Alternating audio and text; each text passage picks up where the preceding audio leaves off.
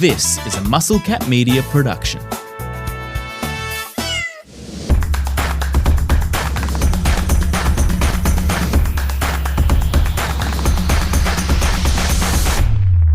It is the weekend pickoff with baseball expats. Now, if you're one of our new listeners that's joined us during this Under-18 World Cup, Spoon, our friend, joins us every Friday and most Mondays. I'd say almost every Monday, but that was my bad that we weren't there for this Monday. But we give you a few picks for the weekend, debrief a couple main headlines. On other days, we play some fun games. We do some Destiny drafts where we draft a fantasy team from a deck of cards. What else do? We name some theme teams.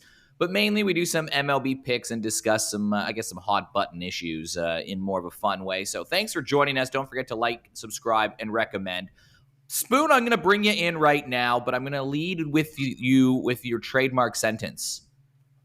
The next 10 days are the biggest 10 days of the Arizona Diamondbacks season. Thoughts?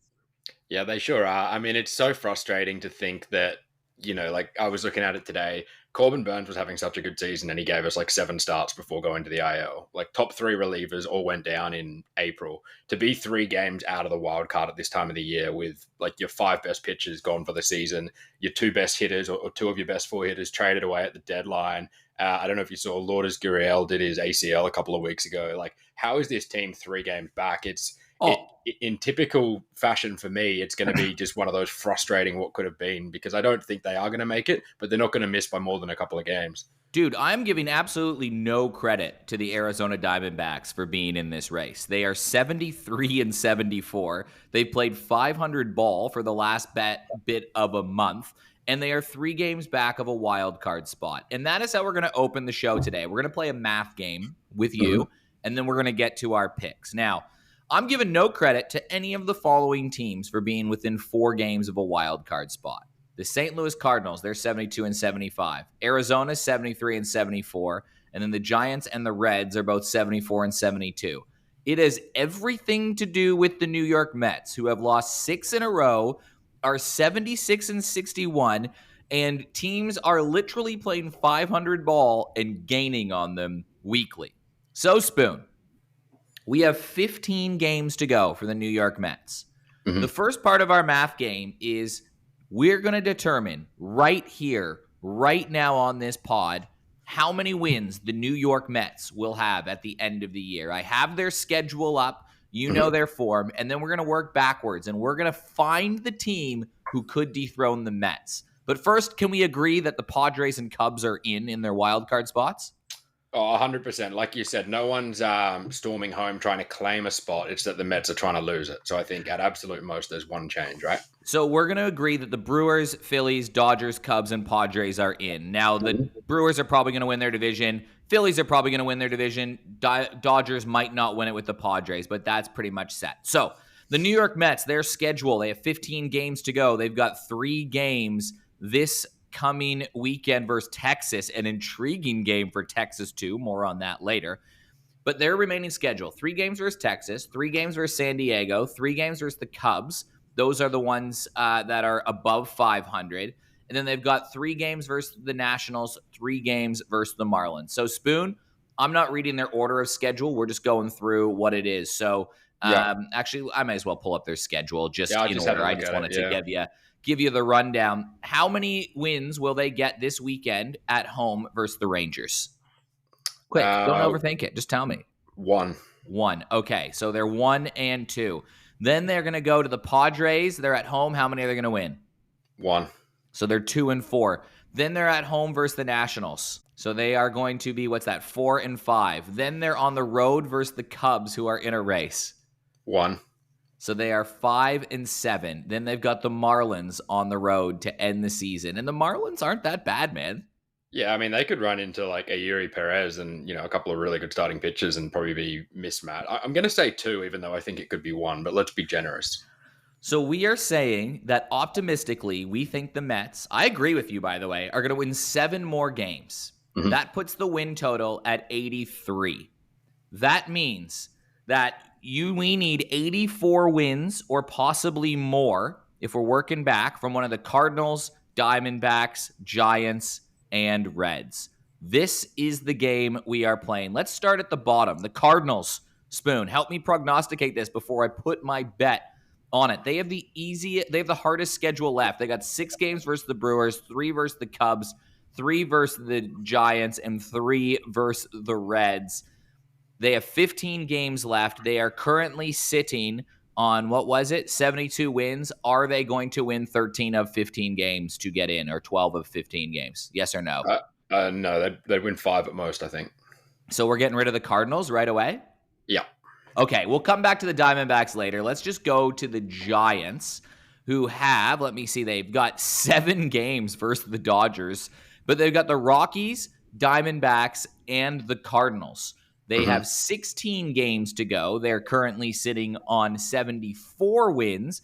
The target is 10 wins of those 16. Can they go 10-6? Yes. You think they can?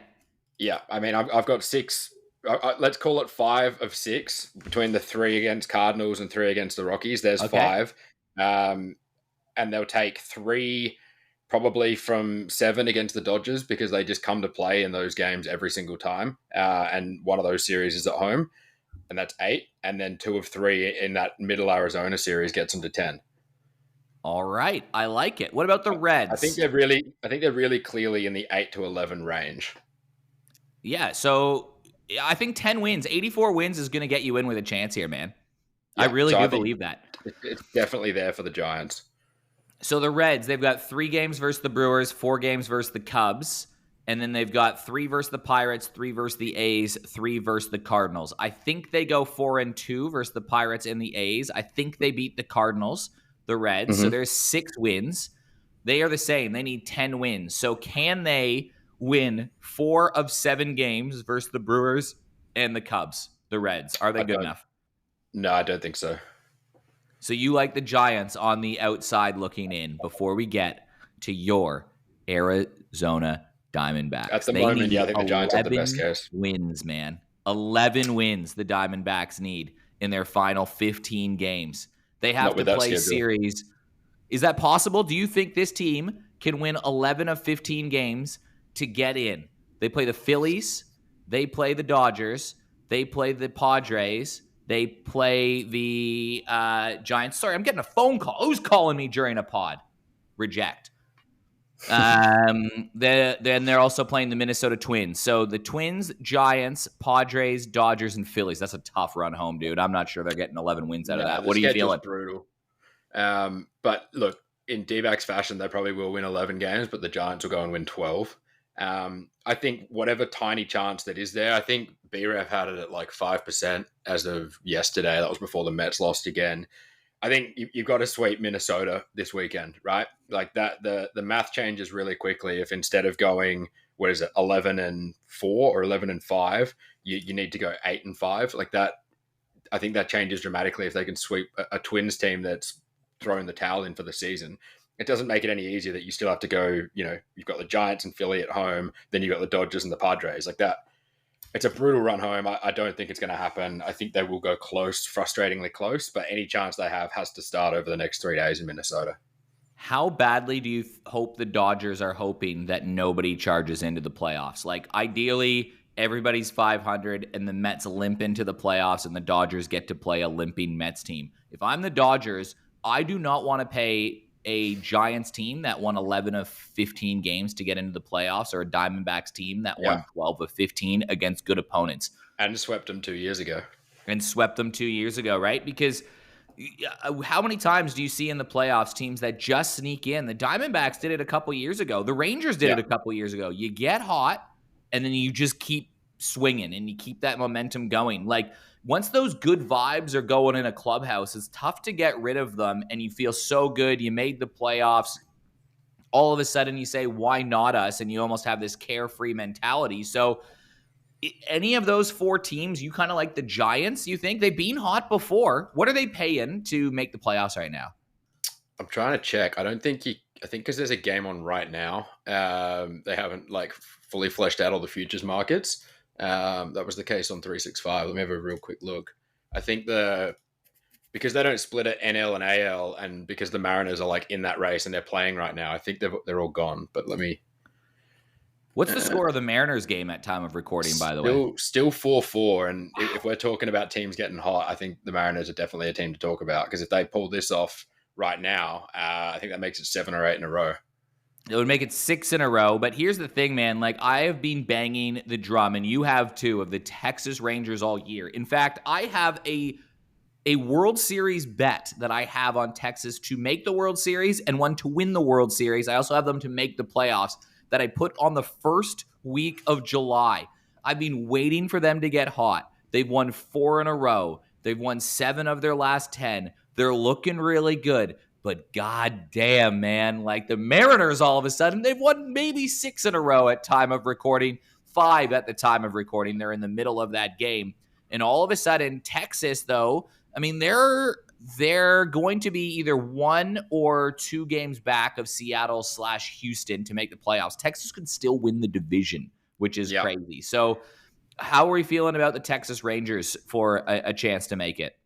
I think it's Boston staying consistent that's really been the surprise package there, right? Because while all 3 teams are in that AL West race, they could still all make the wild cards if it wasn't for Boston kind of doing what they're doing. And I think the real surprise there has been they got like 2 of their top 5 prospects up right now in the rotation and pitching really well. Unbelievable.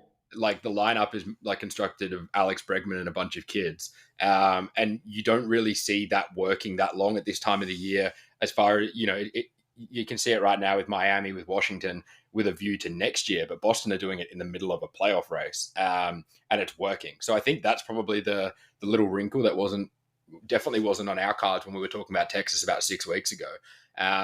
But you're right, that series with Texas and the Mets this week looms large for so many reasons, because a Texas sweep there against New York opens the NL wildcard race right up, and also opens up the AL wildcard race. Even 2 wins for Texas, and the Mets taking 1. I think by the time we're talking on Monday, we could be in a really interesting position as far as both leagues and their wildcard spots. The Texas Rangers play the Mets. When do they play Houston next? I know they got 1 more. That's next week. This week, time tomorrow. Dude, this is it for Texas right here, man. Because if they can win 2 of 3 versus the Mets at home and then win a series versus the Astros, they've got the Marlins, the Twins, and the Guardians to close out the season. Like, this is it right now for the Rangers. Go 4-2. Go 4-2 over that 6 on the road. And I think, you'd have them odds on to make it. But even then, man, like, we're still counting on someone dropping off, right? Boston are now a couple of games clear. The Mariners they're 6 in a row. They're trying to win the division. Could it be the Astros that miss out completely? That's what I mean. That could be the drop off. Like, what if Texas go and sweep Houston or do something crazy next week? Yeah, I mean the Astros have a 6-game run home though of the A's and the Angels. So I don't know. This last week's going to be crazy, man. Probably the craziest it's been in forever, because the expanded playoffs has only been around 4 or 5 years, and I can't remember it being this competitive in both leagues at the same time. It's usually like we're focused on one, but to have 2 or 3 teams, I guess you probably only really got 1 team on the outside looking in the AL, but it's much closer, whereas you've got 3 or 4 teams on the outside looking in the National League, but there's a little bit more of a buffer there still for the Mets. So my Toronto Blue Jays, Kevin Gossman today shoved complete game. Dude, he threw 79 strikes and 90 pitches in a complete game shutout. Like, it was outrageous. The Jays have just avoided being stressful, right? Like, they haven't, they've piled ahead. They haven't played great baseball, but they've kind of won those ones that they need to. There's one more key series left, and it's versus Boston, and it's in the penultimate series of the year.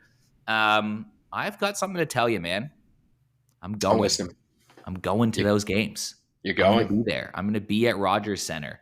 I'm flying back to Canada. I will be on a couple pods. I'm going to miss a pod or 2. I'm not going to lie. The time change isn't going to be. I'm going to make sure my picks are in. I'm not going to miss that. But there's no way I'm going to avoid, not debriefing the season with you. But I think next week I'm in Algonquin Park, just so everybody knows I'm literally in the wilderness. I will not be found. When do you fly out?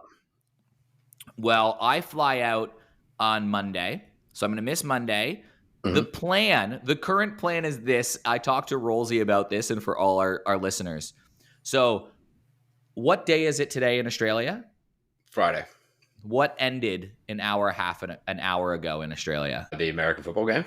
The American football game. Who is playing the American football game 1 week today? I don't know. I'm going to guess it's the Bills, given the The smile on your Bills, face. baby. I'm going to the Bills and Dolphins game on the Thursday, which times out really, really well Nice. because we record this kind of mid-afternoon on a Friday.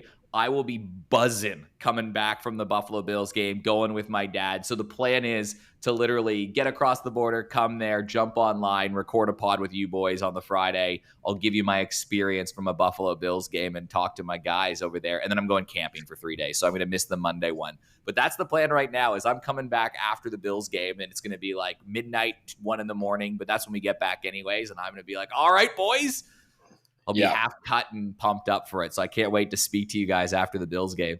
Josh Allen 5-touchdown game or something, probably the way Miami look at the moment. They'll lose. This is just how it works. Like 38-35. They're going to lose. And then like the Bills have winnable 6 games next games. They're going to lose one of them. It's probably going to be this one just because I'm going to it for my farewell tour to the Ralph Wilson Stadium. I like it though, man. I always like looking at the teams that get hot because you don't want to play them when they get in there. So I still think there's value on the Texas Rangers right now to win the World Series. I really do. Like I'm not moving on that. I knew when I placed the bet, it was hinging on them getting hot in September and getting in. They're getting hot. Maybe they're going to get in.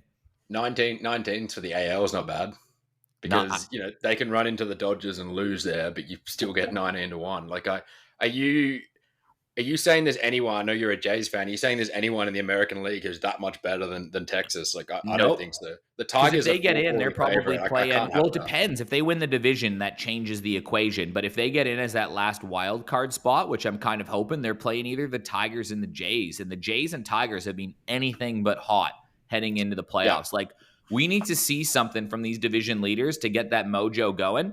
So, I mean, you'd have to play first, obviously, the Astros is, I guess, what it would be. Like, you would play somebody from your division. You'd play the Astros or the Mariners if you're the Rangers and you get in. I think you can win that series because you probably had to beat those teams to get in, and then you would play a team like the Blue Jays. I think you can win the AL, man. Yeah, I think I don't like how the Tigers are built for playoff series because they are where they are because like Scooble's had an unbelievable season. But there's a lot of talk right now in sort of Detroit, Twitter and Reddit and, all those spheres of the internet. Who is our number 2? And when you're asking, like, who is our number 2, like, I don't know, is it Jack Flaherty and his 5-something ERA? Like, I don't like being in a best-of-3 series where you're the Tigers. Okay, you're probably going to win the Scooble start. But that said, he's going to be going up against an ace from another pitching staff no matter what.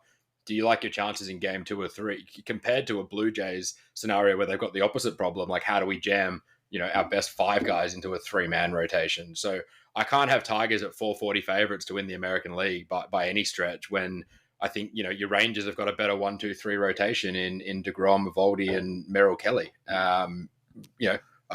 Similar as well with Seattle when they're up and firing. I know some of their guys have been a little bit flaky, but I think that there's an argument for the Rangers having tied for the best, if not the second best, 1-2-3 rotation in the American League, and that sets up so nicely for a playoff series. I agree, man. I still think there's a chance, but the race that everyone wants to know about has to go back to one of our first shows, the prediction show. We were hoping for some guns a-blazing predictions, and you came out with a banger. You said that the Washington Nationals would win over 70.5 games. That's 71 games. They have 16 games to go. They've won 60 games, but they have the easiest remaining schedule on the dock. They're playing well. They've won 7 of their last 10. They have the Mets, who are struggling with 3. They got the White Sox, who are actually playing pretty good baseball right now, to be honest. The Pittsburgh Pirates in 7 games versus the Atlanta Braves, who have packed it in. Can they win 11 of their last 16 to cash in on your bold bet of 71 wins for the Nats? They're winning 70, by the way. They're winning 10. Yeah, well, I was halfway through yesterday's game. They were up 3-0 against the Marlins. They'd won 7 of their last 8 games, and they were up 3-0 against the Marlins. All things were pointing to a sweep. And then they just had this bullpen implosion, let 6 runs in, lost that game, lost today kind of without even firing a shot, really. Mackenzie Gore got into a little bit of trouble in the first inning, and they could just never get hits. I think they potentially out-hit the Marlins and lost 5-0. But yeah, that is a very tasty schedule. I would do anything to swap the Washington and the Arizona runs home, because I think, there'd be a couple of other futures plays there for me that would be looking a lot nicer. But I mean, if we just quickly run off, similar fashion to what we did before, I think Pirates and White Sox, there's four there. It's not a star-studded Nationals team, but they're playing good baseball. The rotation's strong, especially since they chose to activate Mackenzie Gore. You've got a lineup full of home run hitters. Like the week that Josh Bell's had's been phenomenal. We don't need to speak too much about like CJ Abrams and James Wood. They've really made a name for themselves this year. So let's call it four wins against the White Sox and Pirates. Say 3 of the 7 against the Braves, because that's a couple of big series there. What's that? They'll win 4 wins? of the 7. They got to win 4 of the 7 versus the Braves. Yeah, so that's 7 wins, and then it's 8 wins. 8. Yeah, sorry, you're right. 8 wins, and then they'd need to sweep the Mets. It's going to be tricky. The Mets are pretty bad right now. Yeah, well, maybe they do pull off a sweep against the Pirates or the White Sox, and they're the wins you pick up, and the Mets series you need 1 or 2. It's going to be very close. It's kind of funny that the Mets are having like the opposite season they had last year. Last year they started so terrible and were so good towards the end of the year, and now they started so well and are just bad. But I mean, like, man, they're getting like their stars have been stars, right? Like I don't know, where's it going wrong? So Lindor's got I guess Lindor has a sub 800 OPS, but Alonso 855, Soto 928. Like, the guys who you'd be expecting to contribute are contributing. I know they're probably not getting the starting pitching in the second half that they hoped for. A lot of guys have sort of dropped off, like Holmes and Peterson and that kind of thing, from where they started earlier in the year. They've tried, 100 different combinations of the bullpen to try to get that right. But I'm pretty sure Edwin Diaz has been one of the best closers all year, and his ERA when he came out the other day was sub 2 or something like that. So it doesn't look like a team that should be struggling this much. I think it's just that some of them are zigging when the others are zagging. Like they haven't all lined up the offense and the pitching and the bullpen at the same time. They're doing great in one area while the other area lets them down. They've got good players. They got the roster to line it up, and I don't know. I kind of hope they miss. It's just be kind of funny that way, and the Diamondbacks get in. I would love if the D-backs got in, man. That would make me very happy. Biggest next 10 days of the season. It's the last time we can say it. Let's go to our picks. We've each got 2. This is what we do. We give 2 picks each. We've done pretty well this season. Spoon Does Baseball. Great follow if you want some more extra picks during the week. We usually try to go for ones that are around $2 value or more. I've got a play that is at $4.25, but it's with the first game. So I've got 2 other plays that are around $2. So I'm unsure of how what my 2 pod picks will be. I've got 3 potentials. So did you want to start? Yeah, I can go first. It's a pretty straightforward one I've got here. I was really surprised to see the total tomorrow for what looms as a pretty large series between the Yankees and the Red Sox. Just sort of doing a quick look at both starting pitchers. You've got Giolito against Luis Hill, and they've both got strikeout rates that are just not even close to what's really expected in sort of modern baseball, with such a focus on strikeout rate for pitchers. So you've got a 7.4 K per 9 for Giolito, and for Hill it's 7.6. Hill's whip is 1.53, which is excessive, and really sort of probably belies his 3.31 ERA. It suggests there's some regression coming there. 5.9 walks per 9 innings. This is one of the games I had circled. I'm glad you're going in this game because it's going to make it easier for me. But literally, my note says he's due for regression because his 3.31 ERA doesn't add up. It's just he's not giving up home runs. He's not getting stung. He's getting out of trouble. He led all of baseball in walks last year, right? And it's not like his walk rate is worse this year than it was last year. I kind of eyed that, and I was looking at it thinking, okay, I'm going to go into a total that's sitting around 9.5.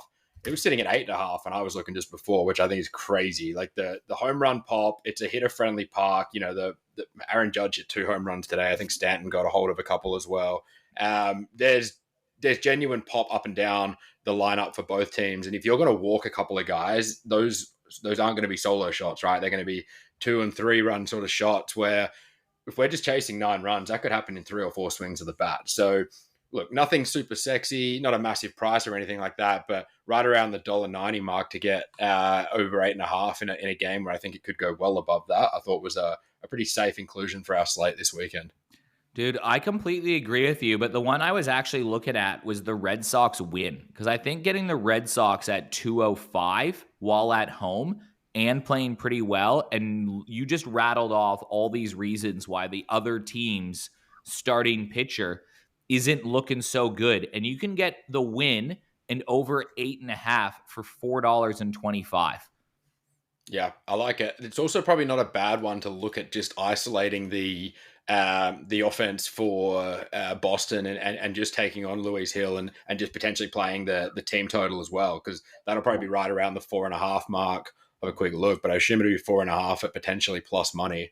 Wow, you can get 3.5 at $1.72 on Sportsbet. I think that's pretty tasty for a guy who's leading baseball in walks again. A patient young sort of lineup of guys who then have like a Bregman hitting cleanup who can demolish a couple of baseballs. Nathaniel Lowe's been really good since he got picked up from Washington.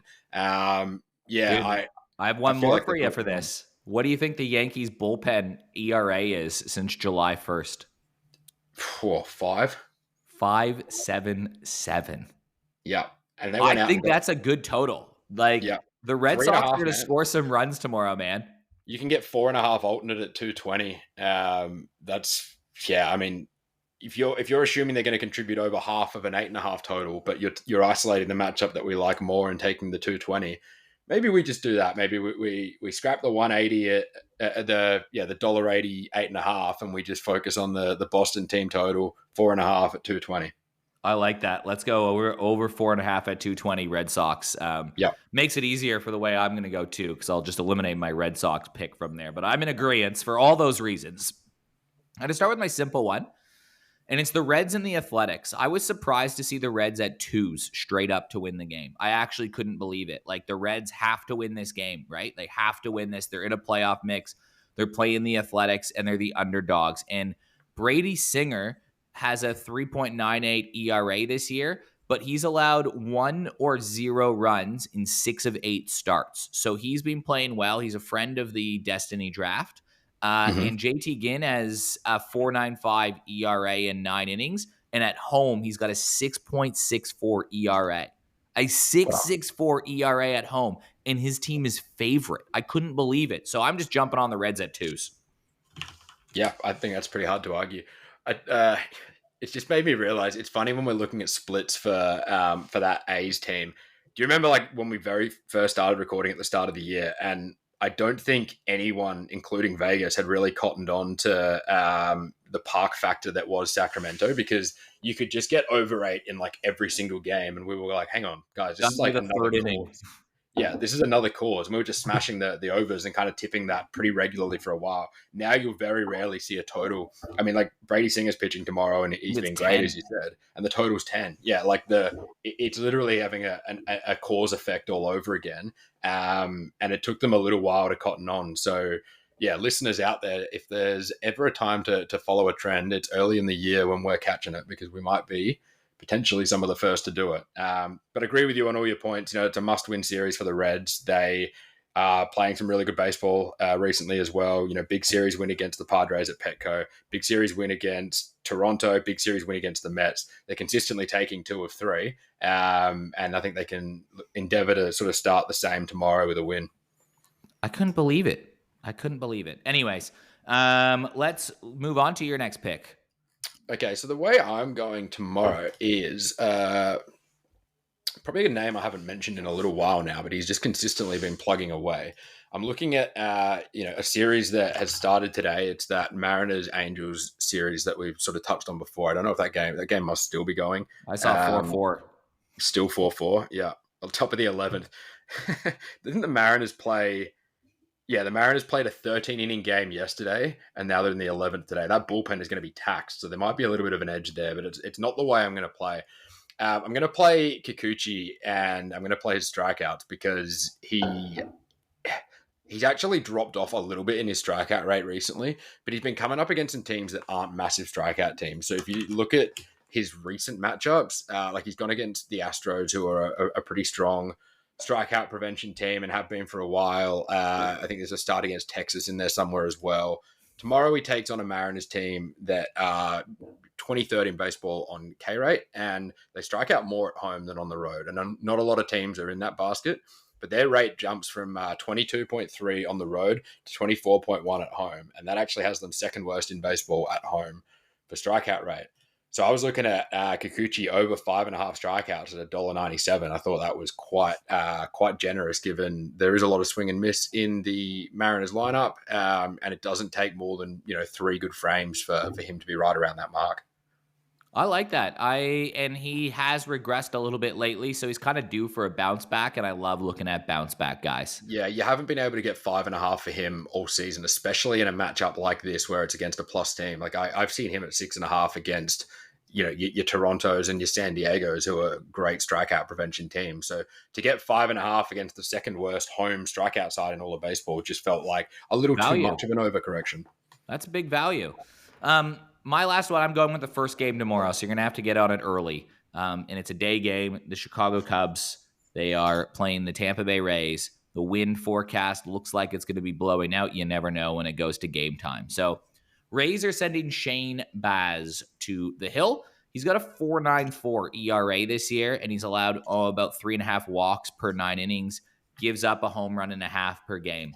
Cubs are playing some good ball. They're trying to make a charge the best they can, and they're sending Matthew Boyd to the mound, and he's being comfortable at home. He's got a 2.92 ERA, doesn't walk a whole lot of guys, doesn't give up a lot of home runs. And his lineup, the Cubs are scoring almost 5 runs a game right now, and feels like some mojo is brewing back in Cubs land. The line in this one is 7.5 runs. I am betting here on the Cubs to win big. I don't think that's crazy to say that the Cubs on a Friday afternoon or Friday afternoon, wind blowing out, good pitcher versus okay pitcher, playoff team versus non-playoff team, win by a couple runs. So for 430, you can get a return of. That's all you need this one to hit, and we've profited. And I love to take one swing on all of these picks, as you noticed. This was my one. So I'm going Cubs by with the run line. So 1.5 is what I need them to win by. So Cubs to win by 1.5 or more. And if they do that, over 7.5 runs. So what I'm asking for is a 6-2 game, gets it done. 5-3 game, gets it done. 8-1 game, gets it done. So I think that's kind of what I'm looking. Obviously, when you bet on something that pays 430, you're saying it's not supposed to happen. But I think you put all those factors together, and that shouldn't be 430. It should be closer to 3s, and you can get an extra unit and a half based on what I think the likelihood is. Yeah, I love it. Like you said, I mean, if they're covering the run line, like, don't get me wrong, there's a world where it's sort of 3-3 and they win on a walk-off. But you would think that if they are going to cover that 1.5, which is about 220, and it's got the kind of matchup to it where they could just tack a lot of runs on in a hurry, and all of a sudden you're getting more than double that quote. That is something you always have to take care of, because the Cubs are the home team here. So what I'm saying is this is going to happen in 17 half innings, right? Because it is mathematically impossible if the Cubs win by multiple runs to have a bottom of the 9th. So I think we just need to keep that in mind as well. Yeah, or you're praying that the walk-off shot has to be a home run, which, a bit has to go right. What is it? It's the baseball equivalent of puck. Was it Puckline Jesus or something like that? Yeah, Puckline Jesus. Yeah. Well, that's our picks for today. To recap, we're going the Red Sox over 4.5 runs as a team, the Reds to win on the nose versus the Athletics, Kikuchi to have 5.5 strikeouts or more, and the Cubbies to win by on the run line and over 7.5. That pays $4.30, so that's good value right there. Spoon, it should be a fun weekend of baseball. I can't wait to see how it shakes up at the end of the weekend. Yeah, looking forward to it, man. And if we don't speak properly beforehand, safe travels, and looking forward to chatting with you when you're over there. And in minute 33 of the pod, we will mention Andrew Reynolds is not here. Andrew Reynolds is not here. It is Xbox. It is Xbox. We'll see you later. See you next week. Have a good weekend, everyone.